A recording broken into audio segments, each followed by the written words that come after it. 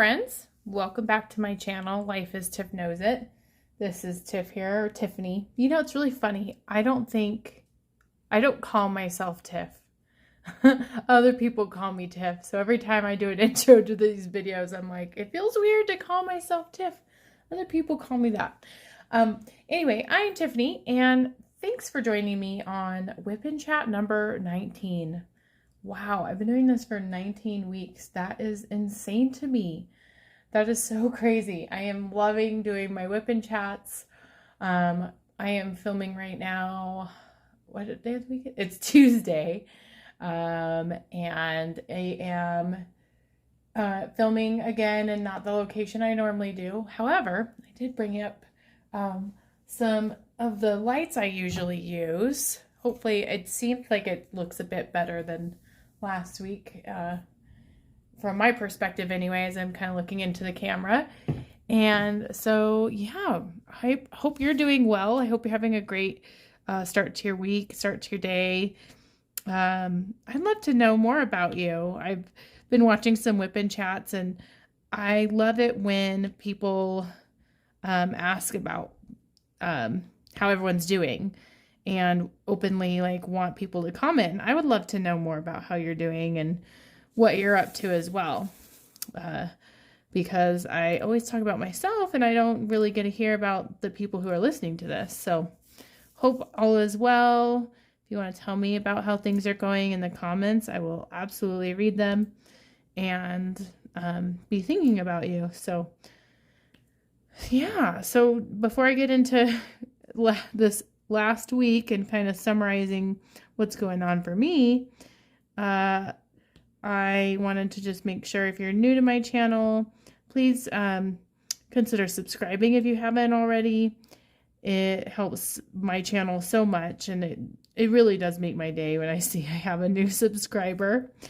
I am approaching 100 subscribers and was playing around with the idea of doing a special video for that, because it seems like a really small milestone in the scheme of things, like when you look at other YouTubers who have a ton of subscribers. But I'm really proud that I am approaching 100 subscribers. So I might try to do a live, because I've heard that you can do a live, and I tried to test it. I don't think anyone actually viewed it because it was only 18 seconds long. Thank goodness no one viewed it. It was bad because I was not connected to internet at that time. And I was just going to make an announcement that I might be doing another live, a live for a different live. But I just don't know the logistics yet enough to really know if I could do a live, because I know it's just mobile and I just need to find out more. So if you see a random live pop-up of mine, it's probably me just fumbling around trying to figure out what it would look like and if I could actually pull it off before having 1,000 subscribers. Wow, if I ever had 1,000 subscribers, that'd be amazing. I know that a lot of YouTubers wait until they have that many subscribers to go live, but I'm trying to find ways to do videos in which I am actively diamond painting. Of course, I'm doing my WIP and Chats. Those are my favorite videos to film because I get to actually diamond paint during them. So doing lives is appealing to me, because as much as I love doing the other types of videos, like the shop with me and the unboxings and post reviews, I've only done a couple of those at this point. It almost in a weird way is taking away time of me diamond painting, which is okay, but I am chomping at the bit to have a bit more diamond painting time in my schedule, which I think I'm actually going to get more diamond painting time once I transition back to work. Because I'm trying to build a schedule where it's one of the first things I do. I did last spring, and I think it worked pretty well for me. It was nice, other than getting up super early in the morning. So Anyway, if you're new, thanks for joining. And this is a long-standing project that I complain about that I'm not getting done each time. This is a DIYmoonshop kit by the names Doors of Moria by John Shannon. And yeah, I think the only time I've worked on it this week is the WIP and Chat from last week. No, that's not true. I did get a little part of it done. It's partially due to just kind of some changes in like the house stuff that's been going on. So we had a plumbing issue and it's uprooted my routine a bit, uprooted where the diamond painting is located in my house. It's just kind of, it's made it harder to sit down and have dedicated time to the diamond painting. The other big project I have spent a little bit more time on simply because it's convenient. It's right in my living room currently because it's so massive I can't put it anywhere else. My goodness. I wonder if you guys can hear the rain. It just started raining a few minutes ago.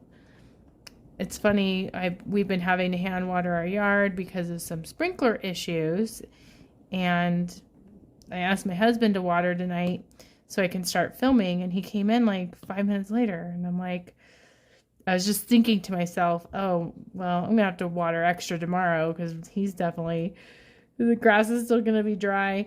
But then he explained it's raining, and I'm like, okay.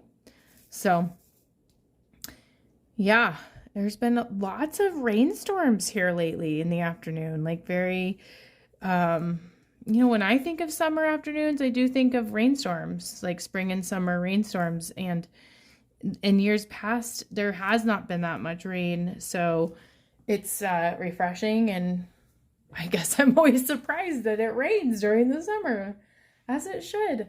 And I'm so thankful it's raining because it's watering our grass even more. So, and we just need the moisture. It's been so dry. Yeah.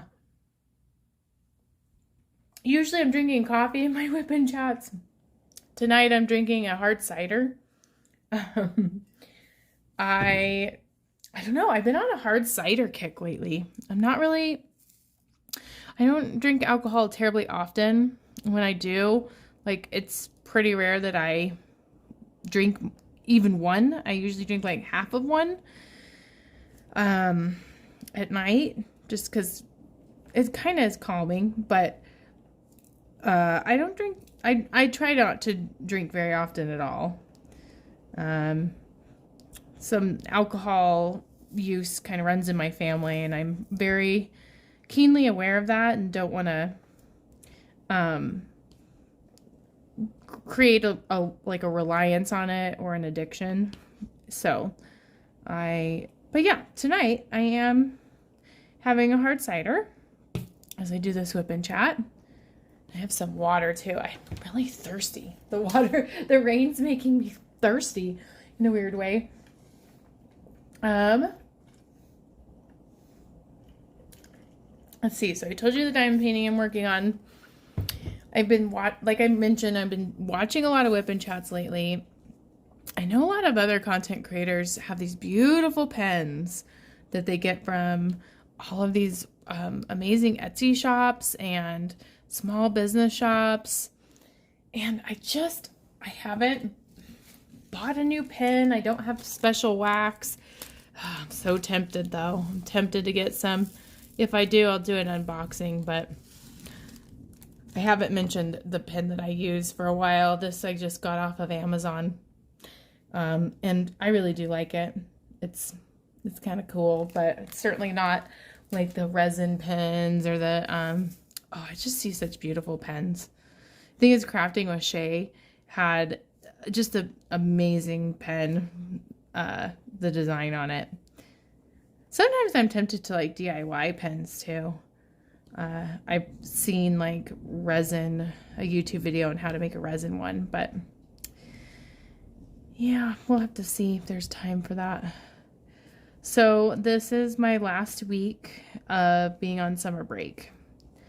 And this always transitions back to work always are like really hard on me. It's such a first world problem, and I know I'm so grateful to have summers off. Like, that's like the biggest perk, I think, to working in a school. But it's like, I was talking to my dad, and I was kind of comparing it to like this idea that like, it's like, using a car all the time, like daily, and then just letting the car sit for a couple months, and then like starting it up and expecting it to just run smoothly and have no problems.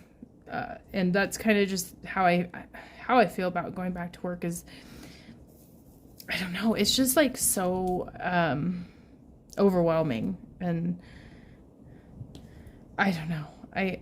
I've been really trying this year I like to distract myself with things on purpose, like in years past. Like, I'm not going to focus on the fact that I have to go back to work. I'm going to focus on the fun stuff. Like, I'm going to buy a whole new wardrobe and outfits, and I'm going to think of all the meal prep stuff. And that part is fun for sure. Like, thinking of ideas, but I think I realize I do that as like a coping mechanism to think about the parts that aren't so glamorous about going back to work. And I think a big struggle that I have, the reason it's really hard recently, is the fact that I'm a mom. And it's kind of like I get this inside track of what it really feels like and looks like to be like a stay-at-home mom for a very short term, right? Like for a couple months. And as exhausting as it is, and like tiring and like frustrating, like it's so hard to go back, because I know what I'm missing. Like, I'm missing these moments, and I've created this connection with my daughter that, of course, it's still going to be there, I'm sure. But I don't know. I think sometimes going back to work is harder for me than it is on my daughter, which I would rather it be harder on me. Wow, it's really coming down. That's crazy. It's kind of calming. But yeah, it's just hard. And recognizing all the things that like I wanted to accomplish and I didn't, like, especially diamond painting. Like, I did not reach my goals at all, and it's because life happened, unexpected things happened. I mean, even expected things. But this year, I'm just working on accepting it. Like, it's not a surprise that I'm going back to work. Like, this is just a transition that I want to give myself grace and be okay feeling a certain way. And, like, I don't want to try to numb how I'm feeling. Like, I want to be able to experience it and validate it and not feel bad about it, I guess. Like, sometimes I'm like, why am I feeling this way? This is so, I kind of, like, go down that path that I shouldn't feel a certain way. And I'm reading this, I'm listening to this audiobook, and I'm loving it so much. So, it's called Atlas of the Heart, and it is by, I hope I'm pronouncing her name right, Brene Brown. I don't rave about books very often. Like, I don't listen to a ton of audiobooks. Now that I have Audible again, I am. But I just feel this connection with this book. And it's just so perfect that I'm reading it right now. It's like sometimes you get exactly what you need because of timing. And I think that that's kind of the case of what's going on here, that I chose to listen to Brene Brown because it's just very, oh man, I covered my legend with the with the tripod. Let me see here. I might have to move you back just a tad for a second here. You can see my pen to make sure I have the right color. M is 929. Okay. But it's just funny how sometimes in life you get exactly what you need and you didn't even know you needed it. And that's how I feel about this book. So the book is all about this idea that it's all about, like, it's a how-to guide of making connections and, you know, combating kind of, in a sense, loneliness is how I see it. And it talks about this idea that a lot of what we do is we run away. We don't want to be hurt. And that's just one of the most human things, I think, is to avoid feeling hurt. And sometimes people do that by hurting other people, by being angry, well, it is ironic, I'm drinking alcohol tonight, by drinking alcohol, by eating, by all these coping mechanisms. But a lot of times it's taking it out on someone else, when really what needs to happen is to feel it, is to embrace whatever the hardship is and allow yourself grace, and to communicate with others how you're feeling. And the other big thing with this book so far, I'm only on like chapter 3, by the way. I'm just like really into it because I'm just feeling like it's talking to my soul, is this idea that humans, there's like a study done asking all kinds of people from different walks of life, different education levels, like how many feelings they can identify in the moment. And I thought that the average would be like, I don't know, 5 or 6. And it was 3. It was mad, sad, and happy. And I think a lot of this book is going to be truly defining and helping illustrate in a way that makes, like a logical way that makes sense and sticks, what certain emotions truly mean and the difference between them. Like, they were talking about how there's a difference between jealousy and envy. And I kind of use those two words interchangeably. And envy typically means, let's see if I remember from the book, that you are envious of something because you want something that someone has. And jealousy typically involves more than 2 people, like 3 people. And jealousy a lot of times involves like a threat to a relationship or a perceived threat, where envy is, I want what you have. And envy can also be kind of mean-spirited, like, I want what you have and I don't want you to have it. And that's just one example of many. But it really got me thinking, like, I want to learn how to dive in deeper about truly how I'm feeling in the moment, and maybe defining it differently and really reflecting on it differently. Like, how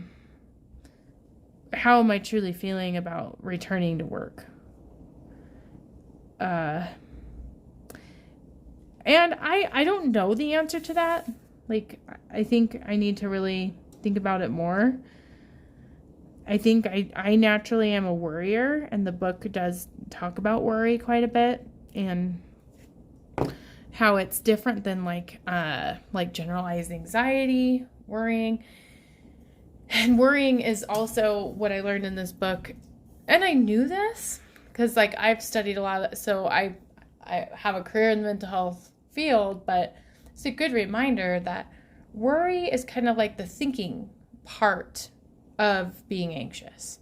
Like, it's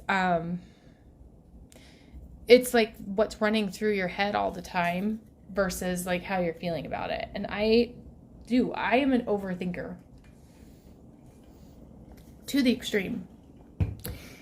And it talks about that. I don't know. I love this book. So I highly recommend, if you're looking for like a book on, it's like a map, an atlas to the heart and how to connect with others, which, spoiler alert, a lot of it talks about how to connect with yourself, because that's where true connection is formed. I would highly recommend reading Atlas of the Heart by Brene Brown. It's amazing. So that's kind of been my state of mind, and kind of where I've been at mentally is just kind of trying to sit in my feelings about going back to work and missing Denise, and kind of feeling shameful that is it shame that I'm, I guess, picking my career over being a stay-at-home mom, but maybe that's it. I don't know. But it's something I'm trying to really think about. Like what, diving in deep to why I'm feeling this way. And, usually I try to stop myself from feeling sad, and I'm okay. It's okay to feel that way. It's okay to be in that state. So yeah, that's kind of been, especially because this has been kind of my last full day of freedom. Like tomorrow, I am going into work for part of the day with Denise. We'll see how that goes. I don't need to go in. It's nothing like, no one's making me go in. So I keep saying it's okay to have my child. And if she, 3371, if she's, behaving not the best, doesn't matter. I'm there on my own time, getting ready and, all of those things. So, but it's winding down. It's winding down, and my way of life is dramatically going to change. And it's, I don't know. It's scary for me. It's scary because I'm going to miss all of the things that I've enjoyed this summer. And I also am just hoping for a good school year. I don't really want this channel to be me talking or venting or reflecting on work too much, because that's not why I created this channel. I created this channel to talk about diamond painting and to keep my mind off of work, really. But I'm just hoping that everyone, if you have a kid that's in school, or if you work in a school, or you have a friend that's a teacher, that everyone has a better school year. Because last school year was just, whoa. I'll just leave it at that. Whoa. So as I'm transitioning back to work, I still plan on doing my, having the same schedule with YouTube, but if it looks differently, it does. And that's okay, because it's hard getting back into the groove of things, and maybe I'll have a WIP and Chat up late here and there. And that's just going to be how it is, because So what else? Let me back up a bit and talk about some other things that happened this week. Some more lighthearted subject matter. Let's see. What do I want to talk about first?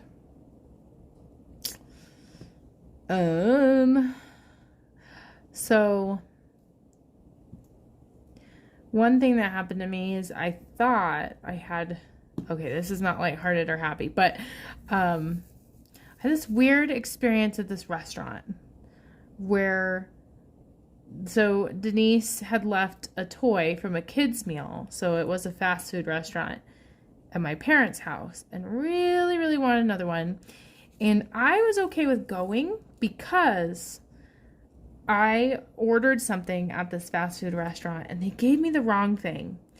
And if you've tuned into my past WIP and Chats, you will know that I am not very assertive when something goes wrong with my order. Like, it's happened at Starbucks and I kind of just get frustrated, but I don't say anything because I don't want to rock the boat or, like make a big scene or be rude. And then that's happened to me at a bagel place where they forgot half my sandwich. That was more so I didn't have time to go back to the restaurant because I was on my way to work. But this time I ordered something and it was supposed to be a wrap and I got a sandwich. Not a huge deal. But I had in my mind that, like, I wanted that wrap. Like, I got the wrong thing and I need to get it again. I need to get the right thing. And so we went and we were going to eat inside. It was like 6 o'clock on a Saturday night. So you'd think this place would be busy, right? And I don't know. I try to not complain and I get what it's, I've never worked in fast food, but I have worked in retail. And so I feel like I have like some empathy and understanding, but I was super frustrated because when I walked in on Saturday night at 6 p.m., all of the seating area was blocked off, and it was just because they're cleaning all of it.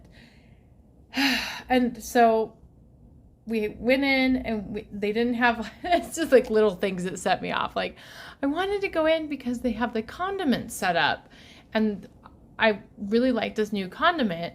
And for some reason, it seemed more appealing to be able to just get as much of it as I wanted instead of like asking for extra of it. And now I'm saying it out loud, it sounds really silly, but I was super disappointed because we couldn't eat in because they had everything blocked off. Their condiment bar was already closed. We couldn't get soft drinks. And it's like, why are you doing like the closing routine so early?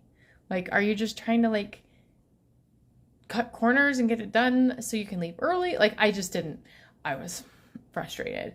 And then I realized after we ordered that the food we got was not very fresh.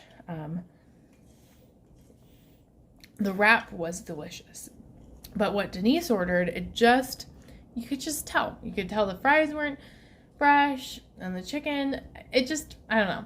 I ate some of Denise's chicken nuggets because she didn't eat them all. And I felt like sick to my stomach. And I'm so glad Denise didn't feel sick. Like, I'm very thankful for that. I keep forgetting. Every time I take a drink, I forget to start diamond painting again. I just hold the drink in my hand. But anyway, I had a stomach ache and I'm like, oh my gosh, I hope I don't have food poisoning.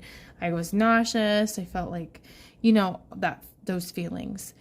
And thankfully I went to sleep. I thought, well, if I'm feeling more nauseous, I'm sure I'll wake up and do what I need to do, Thankfully I didn't. I didn't like need to throw up. I didn't do anything. I felt relatively okay in the morning, like not the best. But we were going on a trip to meet my parents for like this. They like to do like stay in cabins in different places, different Airbnbs, and we were going to meet in this place called Nederland. I always think it's Netherland. It's an Nederland. It's a town in Colorado, and I've never been there before, but we're going to meet because the town is famous for the frozen dead guy. Let me explain. So the frozen dead guy, I guess, and they even have like frozen dead guy days where they celebrate for a week. In the like center of the town is this like tough shed. It's just like a shed. And inside is a guy that has been frozen since, I even wrote down did I write down the year? I didn't. Oh, yes, 1989. And he is a guy from Norway. And his name, did I write down his name? That would have been good of me to write down his name. I did not. But the idea was his family put him on dry ice, thinking that if there was like technology or resources in the future, they could unfreeze him, and like his body is preserved to bring him back to life. And it's so odd. So they transported him from Norway to Los Angeles, and it was his grandson. And then the frozen dead guy was transferred to Netherlands and kept in I guess it would be the grandson's mother's backyard. And then the mother got evicted for not paying the electricity because there's no electricity in the home. And it was to like power the shed to keep him cold on dry ice. It was so weird. It's such a weird story. I'm probably not getting all of it right. But this town is known for having, like, there's literally a guy that's dead in a shed right in the middle of the town. And it says frozen dead guy on it. It's like a very bizarre thing. And my dad is he's funny. He's just kind of into it. He thinks it's a weird random thing. And you can't see the guy in it, by the way. It's just this little shed. You can't see inside of it, which I'm slightly relieved and slightly also like, oh, that would have been really interesting to see. But so we went up to meet them there. And then the other thing that's kind of neat about Netherlands is that there is a carousel that is called the Carousel of Happiness. Now, here's the ironic part is almost the whole time we were there was a child that was not happy and was screaming and crying the whole time. So it was very ironic to hear that in the carousel while writing the Carousel of Happiness. It was pretty cool though. There was a story behind that too, that all of the animal creatures on the carousel were hand carved by a vet from I think the Vietnam War, who used it as like used carving as a coping skill to heal from trauma from the war. And they were beautiful animals. Like, it was a large carousel too. So I would say there's easily like 100 animals on there that were sculpted and crafted by him. And that was fun. But I will say, like, kind of recovering from, I wouldn't say it was a stomach bug, but like feeling nauseous and not feeling well, being in a car ride over a lot of mountain turns, and then meeting to go on a carousel was not the best idea. Like, I was fine, but I just was not enjoying it as much as at least Denise was. Although I think she got a little dizzy too. But in retrospect, maybe I could have, like, given my stomach a little bit of time to settle or done something first and then gone to the Carousel of Happiness. I would have been a lot happier. And then, oh my gosh, I have to tell you guys about what happened next. Oh, it's really not, it happens to everyone probably, but so at that point, we went on the Carousel of Happiness. I'm really not feeling too great. I'm nauseous a little bit. I'm ready. I'm hungry. And I am one of those people that if I don't eat, I get hangry. And I'm like, I just need some food in my stomach. And so we have to walk to like the middle of the town, and we're in this parking lot that's not paved. It's dirt. And I'm wearing these like flip-flops, just kind of like these ones I bought at Target, like, not the best of sandals, but not the worst. And apparently there's like a rock, and it went under my shoe, and it acted kind of like a roller skate, and it happened so quickly, but I fell completely down on my side. Just like 1 minute I was up, and then boom. And I tried so hard to get up right away because I was so embarrassed. And there were a lot of people around. Like, I don't know how many people actually saw me, but it was really embarrassing. And I scraped, and as I got up, I'm like, I knew my ankle was hurt. But I could walk on it. It wasn't sprained, but it hurt. And I scraped my foot, and I scraped my hand. And as I'm walking, everyone's like, "Are you okay?" Like, my family is, and I was just trying to not make a big deal of it as I'm like walking down the street, kind of bleeding from scrapes, and and my ankle was sore, but thankfully I'm fine. Now I have a history, a rich history of messing up my ankle in like really simple ways. When I was a kid, I pulled a ligament in my leg, and pulling a ligament, besides giving birth, is probably the most painful experience of my life.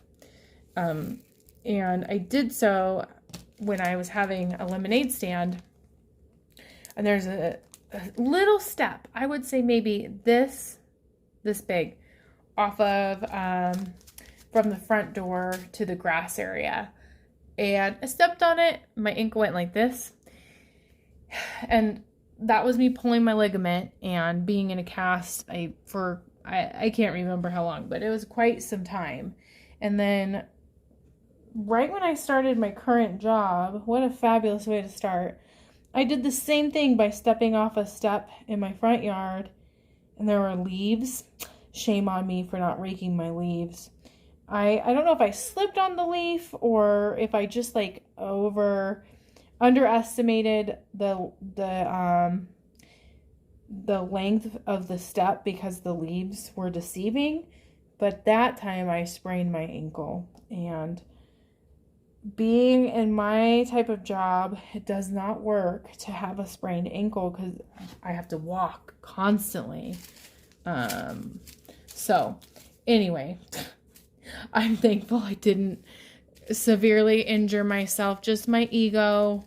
My ankle is sore, but it's more so like, I think it's not an internal thing. It's like, it hurts from the weight and the rocks or the gravel underneath, underneath the weight of my body, and my arm is sore. So I did spend a lot of yesterday kind of just chilling and not doing much because I was sore.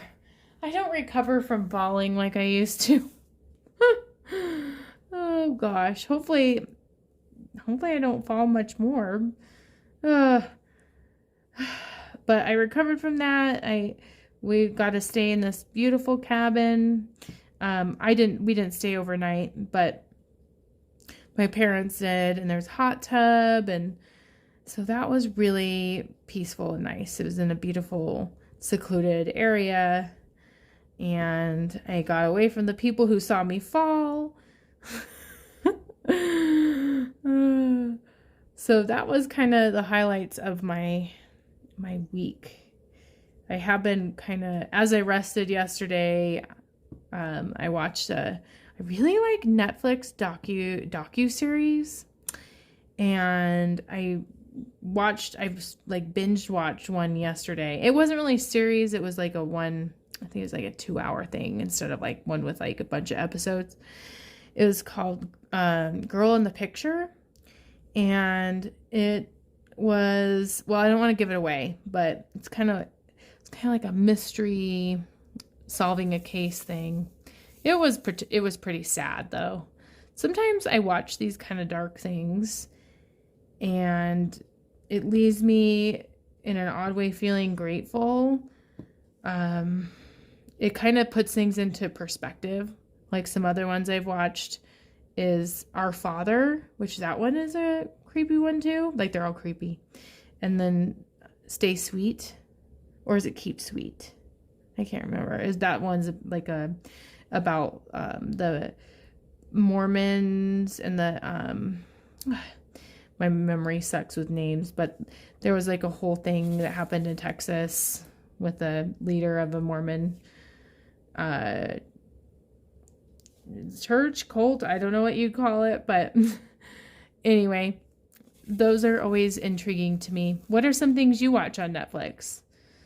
Or Hulu or streaming, or what are you currently watching? I'd love to know if you want to put in the comments.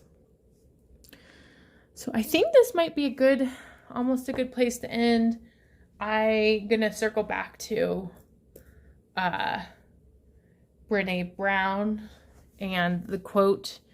So if you are new, I'd like to end my WIP and Chats with quotes, because I think sometimes people are very eloquent about the words they use, more so than I am at times, and I love quoting, just talking about a quote. And so the quote that I chose is from Atlas of the Heart, and it says, "Language is a portal that transports us into a universe of new choices and second chances, a universe where we can share the stories of our bravest, most heartbreaking moments with each other in a way that builds connection."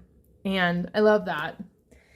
I love that we can use our experiences and our emotions as a way to connect with people. And I'm so thankful to have this opportunity to just kind of talk about this out loud to a camera with people who hopefully you're looking and watching and viewing it, and I'm hoping that you're feeling a connection, whether it's through the art of diamond painting or listening to content creators. And I'd be honored if I was one of those people that you're feeling a connection with. So I think I'm going to end there. Thank you so much for watching my videos, and I will see you next Thursday for the WIP and Chat then. Thank you guys. Have a good night. Bye.